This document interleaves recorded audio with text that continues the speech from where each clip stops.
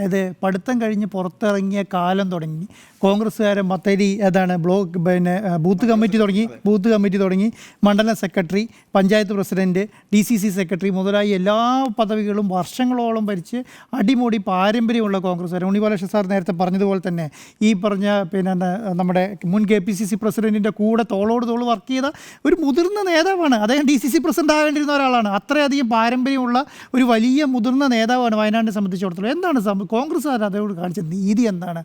ഏത് കാരണത്താലോ മരണപ്പെട്ടു കഴിഞ്ഞാൽ കേരളത്തിലെ എത്ര നേതാക്കന്മാരുണ്ടെന്ന് വയനാട്ടിൽ 1-2 നേതാക്കന്മാരുമായിട്ട് ബന്ധപ്പെട്ട് എത്രയോ രാവിലെ ഉച്ചയ്ക്ക് വൈകുന്നേരം വയനാട്ടിൽ നേതാക്കന്മാർ വന്നിട്ട് ഒറ്റ KPCCൻ്റെയോ DCCൻ്റെയോ ഏതെങ്കിലും ഒരു മുതിർന്ന നേതാക്കന്മാരോ ആ ഏരിയയിലേക്ക് പോയിട്ടില്ല. DCC പ്രസിഡൻറ്റും 2 MLA വയനാട് സംബന്ധിച്ചോളം അവിടെ പോകേണ്ടവരാണ്. നിർബന്ധമായി അവിടെ ഉള്ളവർ തന്നെയാണ്.